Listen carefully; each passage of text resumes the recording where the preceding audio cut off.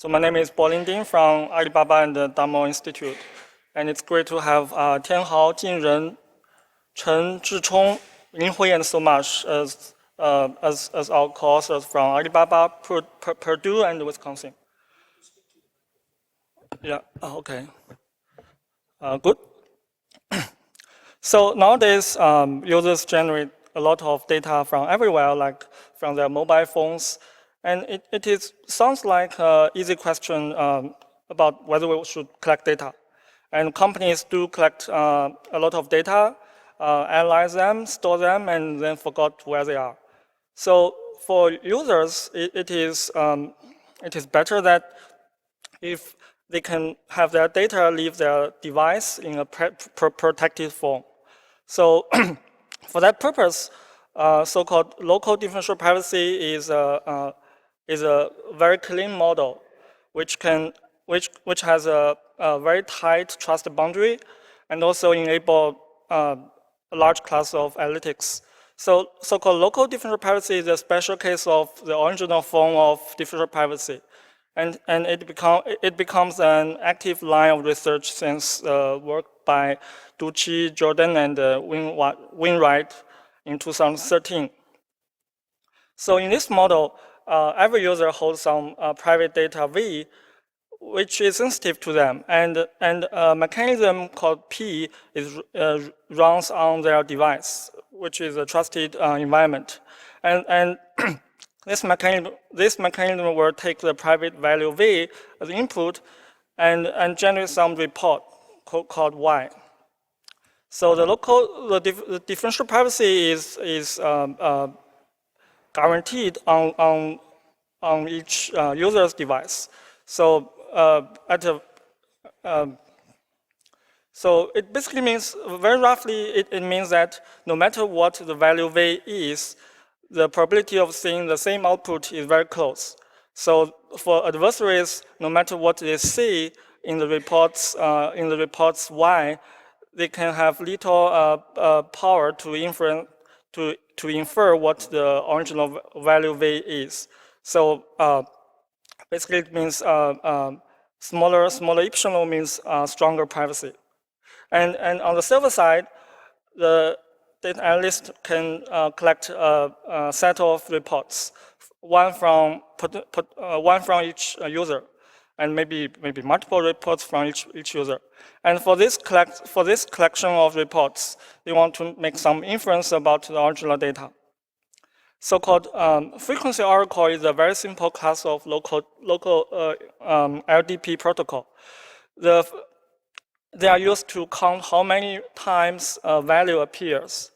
So this is a well-studied frequency class of LDP techniques, and using them, we can recover the histogram. For example, the histogram. So in the histogram, the x-axis means the value. So in this example, we have 8 values, and the y-axis means how many times the value appears in a collection of users. So to give you more intuitions on how it works, let's revisit some techniques from last century. So in last century, statisticians studied how to do surveys for some private questions. A typical survey question is, do you have disease X? To provide the privacy-preserving survey answer for each user, statisticians invented such techniques. For each user, he or she will first flip a secret coin. With half a probability, if the result is head, then the user will report a true answer, whether he or she has a disease. And if we see tail, then it will randomly generate an answer with half probability. So with some simple algebra, we can calculate that if the user has a disease, indeed has a disease, then he or she will give the answer yes with probability roughly, not roughly, exactly 0.775. So the first term is from the case where the coin gives head, and the second term is from the case where the coin gives tail. So similarly, we can calculate the probability of an answer yes from a user with no disease, which is 0.25. So this very simple techniques actually gives an LDP guarantee. So to recover the true answer of the survey, we basically just need to consider, well, for a group of for for a certain number of users with the disease, how many yes we expect to see from the survey. So basically, the first term is from the user who indeed have the disease, and the second term is from the user with no disease. And solving the equation, we can derive a very simple unbiased estimation for the survey result. And the privacy guarantee is also trivial. So since the probability is either 0.75 or 0.25 from two different types of user, we actually easily give such LDP-like guarantee about the privacy. So, but more recently, we get a lot of progress on this question when the domain size is large or even the infinite domain. So for the in the very recent paper from 2017 or 2018, people get the optimal utility for this question when the domain is large. Basically, the survey example above has a domain of size 2. But actually, we can achieve the same accuracy for even infinite domains.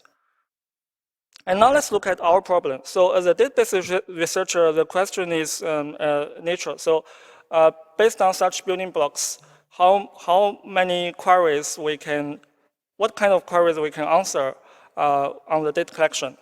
So we want to enable multidimensional analytics on the LDP.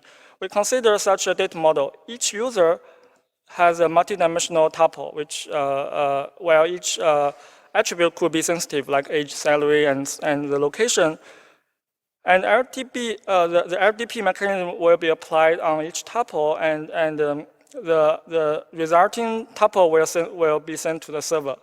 So then on the server side, we can join the LDP reports with other sensitive or non-sensitive attributes, which form a fact table.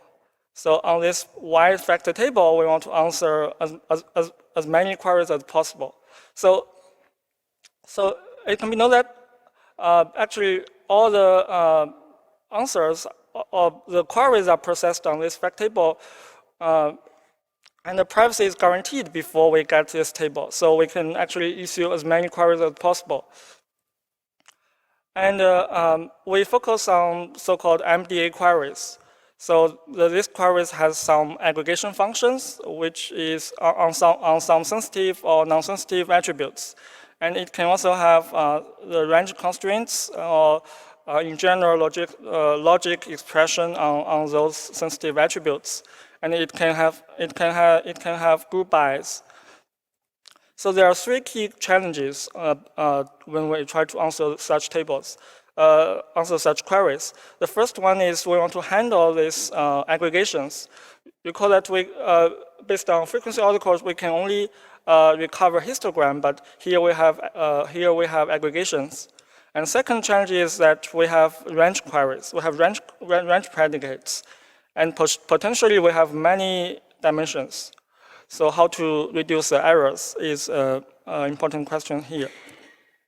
For the first question, how to handle aggregate, indeed, since we got the perturbed or encoded answer on the sensitive attribute, saying in this example, age, salary are perturbed. So then it is unrealistic to evaluate this query row by row on this perturbed table.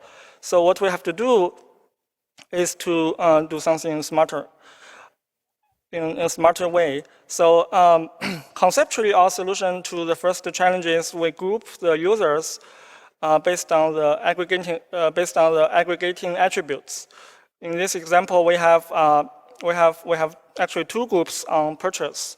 In the first group, we have purchase all equal to $100.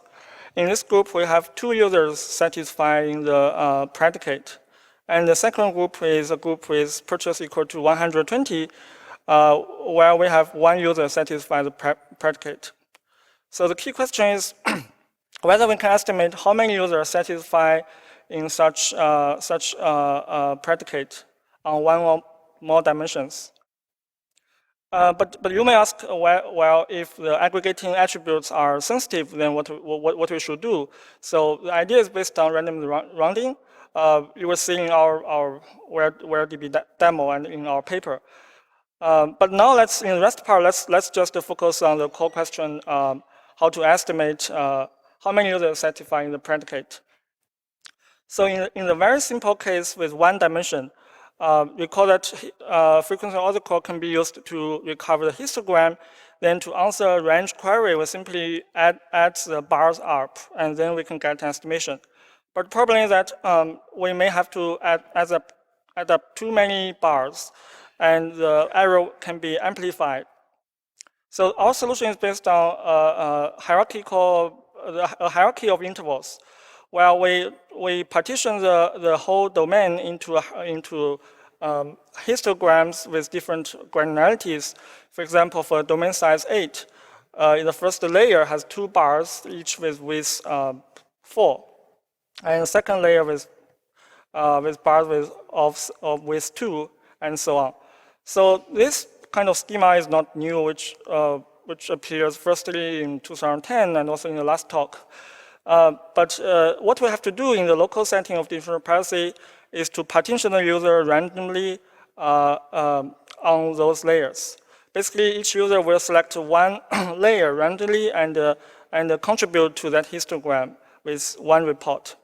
And with some careful analysis, we can show that the mean squared error is proportional to log squared m.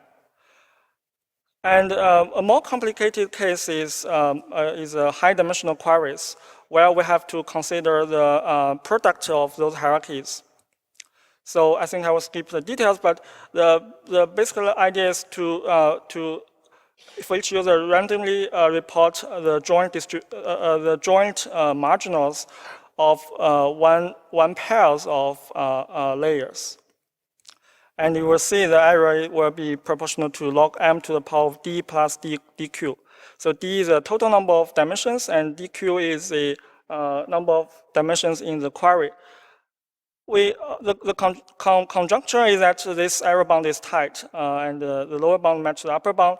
But question raising in practice is, what if the d is large? Say we have a lot of dimensions, but dq is small. We have only a few dimensions in the query. So for that case, we can optimize the approach using so-called split and conjunction mechanism. I think I will also skip the details, and you are welcome to our poster for the discussion. But the key part is the conjunction part. We want to estimate the joint distribution from one-dimensional marginals. And the resulting error bound will be much smaller than the HIO if d is larger than dq, since we move the d from the exponent to the base. And for the experiments, we will simply give you some very simple charts. So we have in these charts, we compare our mechanism with marginal-based mechanism. Since there are quite a few work on reporting marginals under LDP, a very simple idea is on marginals, we just add up the cells and we can get to the results for our MDA query too. But this figure shows that as the range of the query becomes large, the error will be large for marginal queries. But for our mechanism, it's quite stable. And the second one is about the more dimensional case. We'll see that the split and the conjunction query will be better than HIO when we have very few dimensions in the query. But in total, we actually have 8 dimensions. And here x plus y means that X categorical queries and Y numerical queries. So in conclusion, our solution enables multi-dimensional analytics under LDP, and for details we should discuss in the poster. And this solution has been built as an internal service in data platform in Alibaba. And here's a piece of advertisement. We have a demo in Alibaba which demonstrates DP SaaS at Alibaba group, namely the private multidimensional data sharing and analytics as services.